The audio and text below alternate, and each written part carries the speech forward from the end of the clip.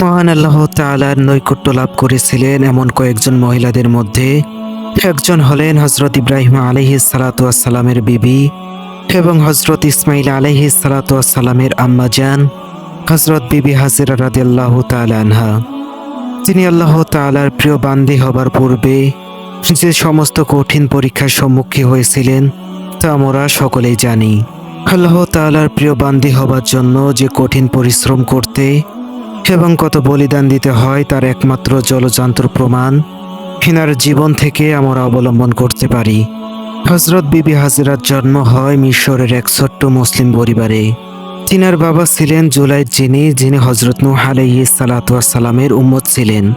তৎকালীন যুগে যখন মিশরের পাপাত্তা জালিম বাদশাহ সাদনের পাপের হাওয়া বইছিল, চারিদিকে ব্যভিচার, জেনা, লুট, হত্যা ইত্যাদি চলছিল, তখন এক মুসলিম পরিবারে জন্ম নেয় এই মহামানবী।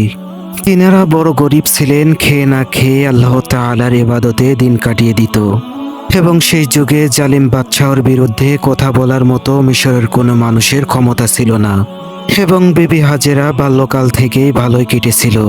পিতামাতা ধর্মানুরাগী, খোদাভীরু বাবা মা এবং মেয়েও ধর্মানুরাগী হয়ে আল্লাহর সন্তুষ্টি লাভের জন্য মনোনিবেশ করল। দিনকাল বেশ ভালোই কাটছিল বিবি হাজেরার। আস্তে আস্তে বড় হতে লাগলো এবং বিবি হাজেরা বাল্যকাল পার হয়ে যৌবনকালে পদার্পণ করল। পিতামাতার আরও চিন্তা বাড়তে থাকলো। হঠাৎ এক ঝড় বয়ে গেল বিবি হাজেরার জীবনে। হযরত বিবি হাজেরা রাদিয়াল্লাহু তাআলা আনহুমার পিতা মহান আল্লাহ পাকের ডাকে সাড়া দিয়ে চলে গেলেন এই দুনিয়া থেকে। সেই যুগে মিশরে প্রতি বছর একটি বিশাল মেলা বসত। হাজেরা বিবি তখন ছোট এবং মায়ের সঙ্গে এক দরকারি কাজে সেই মেলাতে যায়। সেই মেলাতে রাজা সাধক, যাকে অনেকে ফেরাউন বলেছেন, আসলে মিশরের প্রত্যেক বাদশাদের ফেরাউন বলা হতো, এটা তাদের উপাধি ছিল। যদি বাদশার কোনো লোকের চোখে পড়ে যায় তাহলে দুই মা এবং মেয়ে দুজনকেই মরতে হবে। এই কথা ভাবতে ভাবতে যেটা হবার নয় সেটাই ঘটল। হঠাৎ জালিম বাদশা এবং তার সঙ্গীদের চোখ পড়ল। বাদশা বিবি হাজেরাকে দেখে তার শয়তানি একদম শিউরে উঠল। এটা দেখে মা এবং মেয়ে ছুটতে ছুটতে বাড়ি পৌঁছে গেল। তখন তো ঠিকই বাঁচল, কিন্তু শেষমেশ ধরা পড়তে হলো তাদের এবং বিবি হাজেরার মা জালিমদের হাতে মারা গেলেন। তখন হযরত বিবি হাজেরার পৃথিবীতে আর কেউ বেঁচে থাকলো না। বাদশা প্রত্যেক দিন অন্য অন্য মেয়ের সঙ্গে রাত কাটার জন্য এক নতুন সাজ সজ্জিত ঘর ছিল। সেই ঘরটা জালিম বাদশা সেই দিন ভালো করে সুসজ্জিত করার হুকুম দিল। সেই ঘরে বিবি হাজেরাকে রাখা হলো। বিবি হাজেরা দাসীদের জিজ্ঞেস করলেন এবং খবর পেলেন তার মা এই দুনিয়াতে আর নেই। এতে করে তিনি ভেঙে পড়লেন এবং বাদশাহ সাধকের কাছ থেকে আল্লাহর কাছে দোয়া করে বাঁচলেন।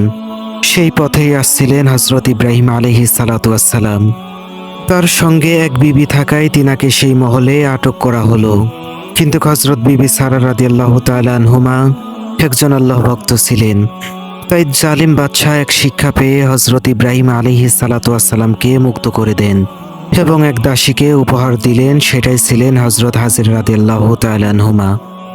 বেশ সুখেই ছিলেন তারা। হঠাৎ এক সন্তানের আশায় হযরত বিবি সারা রাদিয়াল্লাহু তাআলা আনহুমা নিজের স্বামী হযরত ইব্রাহিম আলাইহিস সালাতু ওয়াস সালামের সঙ্গে বিবি হাজেরাকে বিয়ে দিল।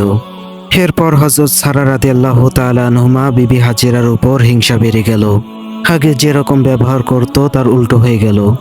বিবি হাজেরা অসন্তুষ্ট হয়ে গেলে তিনি না স্বামীকে কিছু বলতে পারতেন, না সারাকে কিছু বলতে পারতেন। একদিন হযরত বিবি সারা রাদিয়াল্লাহু তাআলা আনহুমা হযরত ইব্রাহিম আলাইহিস সালাতু ওয়াস সালামের কাছে এক বায়না করে বসল। তিনি বলল হাজেরাকে এক অন্য জায়গায় রেখে আসতে। হযরত ইব্রাহিম আলাইহিস সালাতু ওয়াস সালাম প্রথমে কোনো মতে রাজি হচ্ছিল না। এই কাজ করলে আল্লাহ তাআলা আমাকে কোনোদিনও ক্ষমা করবেন না। এমন সময় আল্লাহর নিকট থেকে ওহী আসলেন যে বিবি হাজেরাকে এমন জায়গায় রেখে এসো যেখানে কোনো মানুষ থাকে না, নির্জন মরুভূমি। এই কথা শুনে হযরত ইব্রাহিম আলাইহিস সালাতু ওয়াস সালাম অনেক চিন্তিত হলেন। খুব কষ্ট হলেও আল্লাহর ইচ্ছা কি আর অমান্য করা যায়?